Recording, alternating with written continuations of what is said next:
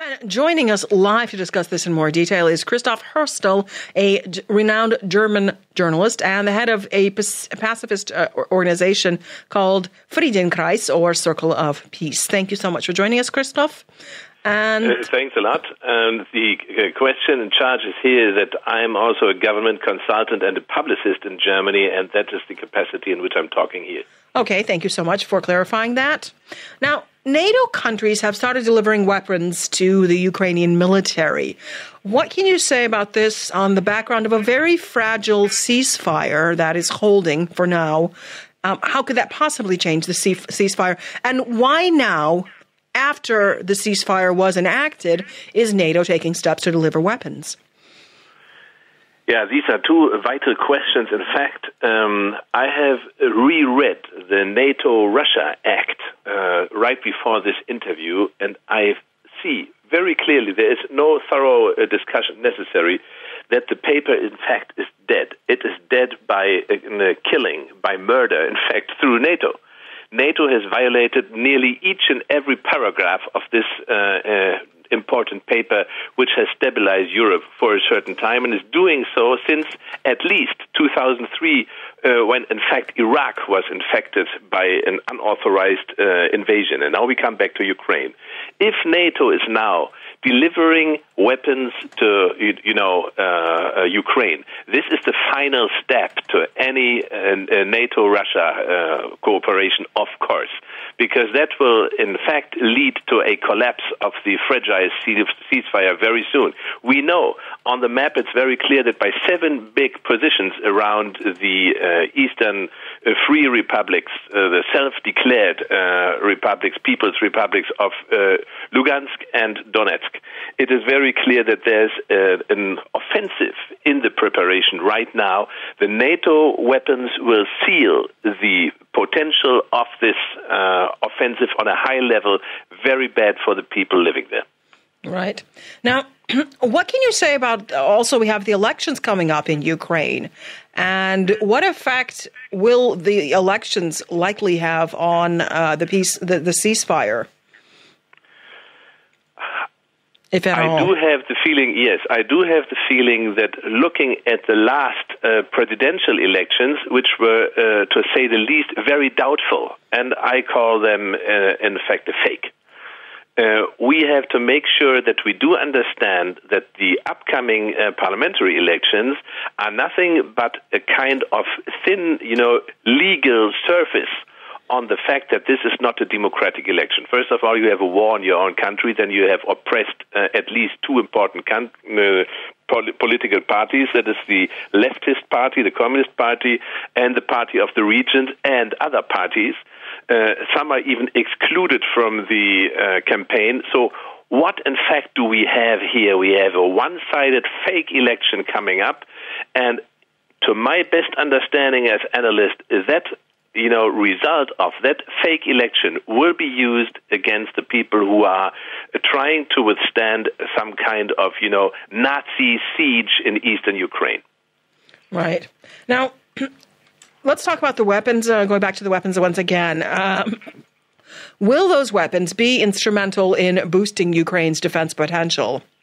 And how could they change, the balance of, the balance that's holding in the country right now, if you can call it such? I do have the feeling it is not Ukraine's defense potential which is being strengthened here, but the aggressive potential against its own people. This government, this is not a civil war. This is a military war fought by the Kiev regime, which is an unlegitimized regime. It's the result of a coup d'etat instigated by the U.S., by the CIA, by the U.S. embassy in Kiev, which has on a daily basis led this coup d'etat and is leading politics in Ukraine. And whenever you have any Ukraine offensive, any decision to strike against their own people in the eastern and southern republics, it is coming directly after a high-level visit from the U.S. We have 3-4 very, outstanding examples in the last month. So what is happening here? The weapons will come, and they will be used to kill their own people. And of course, any kind of balance, by nightly telephone calls established between the two presidents, Poroshenko and Putin, will be very fragile after that. Okay. What in fact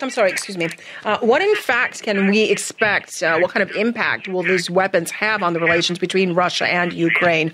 Will Ukraine continue to talk to Russia when it has been fortified by NATO weapons? You see, these NATO weapons may, re-encourage the Ukrainian regime to take a tougher stance against Russia. But in fact, it will weaken the Ukrainian regime when it tries to take a tougher stance in the battlefield against their own people and brothers, sisters, relatives, and so on, increasing the shelling of civilian areas, killing thousands of civilians so far, being criticized by OSCE, which was in fact to be reinforced by the NATO-Russia Act, and now is powerless. How often has OSCE and UN already criticized shelling of civilian areas without any result? So this is going to happen much more than in the past, and in fact, NATO delivering weapons to a regime that is killing its own people is a huge crime. That is no question. Okay. Now, I want to talk about the sanctions also that were imposed after the ceasefire, not just by the United States, but also by the European Union. How can you comment on that? Why were those sanctions imposed when there is, in fact, this fragile ceasefire that is holding for, so far? You see, the craziest part about these sanctions, which I call, criminal, crazy, psychopathic, completely wrong, unfounded, for me, the craziest point is that after, of course, there was a withdrawal from certain positions around the city of Mariupol, for example, in southern Ukraine, you had these sanctions coming. Russia had stepped back from any kind of, tough stance against NATO, and still these sanctions keep coming. Russia has made sure and made possible that there are successful negotiations going on between the southern and eastern republics and the Kiev regime, in spite of all the mistakes and terror killings this regime has, carried out in these eastern and southern republics. And still, the sanctions are coming. So, in fact, I feel the policy of sanctions is now completely void of any real connection to the Ukrainian issue, where Russia is in a very good position in NATO, has put itself out of any law against the UN Charter, against any kind of international treaty they have signed. So, what we have here is that the sanctions come to Russia because Russia is to be subdued, pushed into obedience by NATO. That is the plan behind that. Okay. Now, I spoke with an expert last week or just recently about the sanctions and about the fact they had been imposed after. Now, he seemed to feel that the sanctions were also imposed with absolutely, it was no dependency on the ceasefire or the ceasefire. It wasn't because of the ceasefire, because of lack of a ceasefire. The sanctions were imposed for a reason that you've outlined yourself. But if we talk about what Russia can do about this, now that expert seemed to suggest that if Russia were to offer sanctions or, counter those sanctions, this latest round of sanctions, with sanctions which would effectively cease the delivery of gas to the EU. That might actually be a game changer in this whole situation. Would you agree with that? Well, of course, seizing any gas export to the EU is a complete game changer. That's, no question. Russia has done a very good, measured, wise, and prudent policy so far by always doing a bit less in counter-sanctions and any countering of NATO's aggression than they could have done.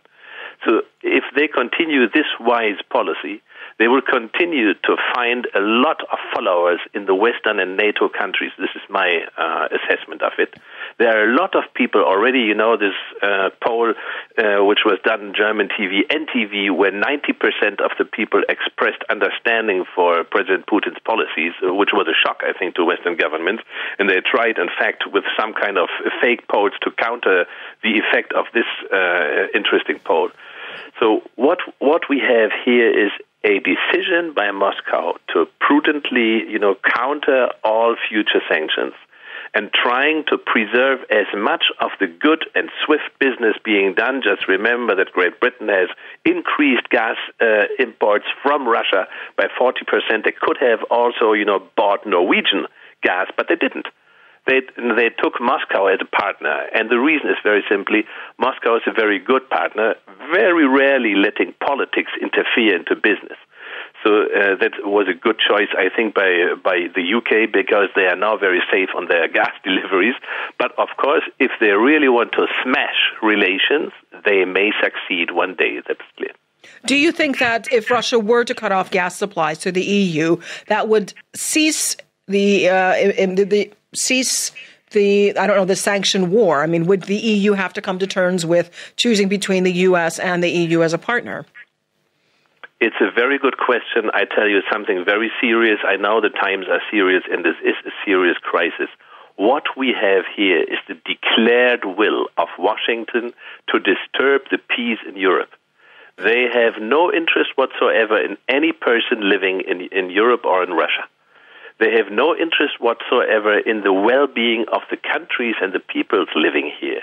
They have a definitely power-related and power-greedy related interest in disturbing the relationship in order to, push Russia into obedience or start a conflict.